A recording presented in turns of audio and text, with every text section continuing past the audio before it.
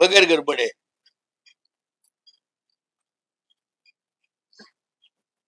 કોકને એક વચ્ચે પ્રશ્ન કરું, કોકને એમ થયું કે આ પૌષદ નું સમાજનું બહુ બોલ્યા ને, આ પૌષદ ને સમાજના વિરોધી છો? બિલકુલ. અહીં આવીને જયારે ઊંઘું જ છે ને વાતો જ કરવી છે, એના બદલે પૂજા કરે નાચે ભગવાનની ભક્તિ કરે તો વધારે સારું. પ્રમાદી માટે હું પૌષદના પક્ષમાં નથી, સામાયિકના પક્ષમાં નથી. વિધિ કારણ કે મોહનીય ચારિત્ર મોહનીના ક્ષોભસમ જીવાય. સાચું સામાયિક ના આવે, સાચું આઈ ના આવે. અને ચારિત્ર મોહનીનો ક્ષોભસમ અવિધિથી એ કરવાથી થતો જ નથી, ઉપરથી બંધન વધતું જાય છે. એટલે સ્પષ્ટ આપ્યું છે શાસ્ત્રમાં, ચારિત્ર મોહનીનો ક્ષેપ કરવો હોય એને સાધુ અને ભગવાન એની ખૂબ જ ભક્તિ કરવી.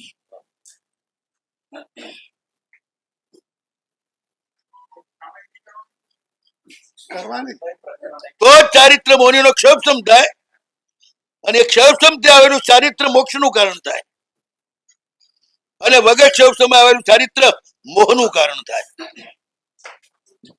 કચ્છનો મોહ, શિષ્યોનો મોહ, પદનો મોહ, ભક્તોનો મોહ અટવાઈ જાય અને મરીને સંકેત દ્રષ્ટિ પણ વૈમાનિકમાં જ જાય, એને બદલે એ મહાત્મા વ્યંતરમાં જાય, આચાર્ય હોવા છતાં પણ.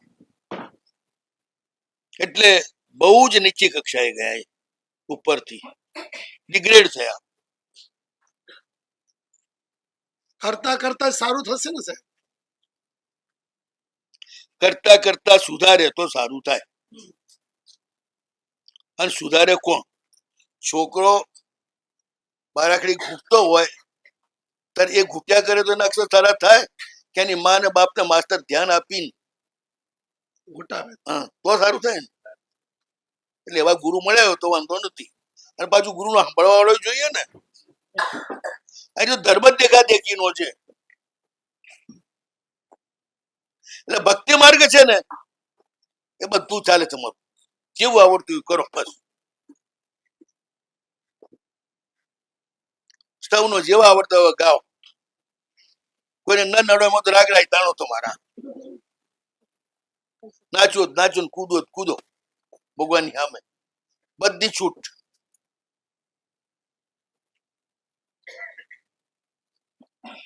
પણ ચારિત્રની ક્રિયા, વૃત્તિની ક્રિયા અધિકારી વિના ના અપાય. મારોમાં વિરોધ નથી, પણ આખી જિંદગી એવા ને એવા ને મને રોજ પડીકણું કરતા હોય, રોજ સાધુ આવતા હોય જતા હોય, અને બુઠ્ઠાઓને પૂછો આજ કયા માણસા બયા છે, કશી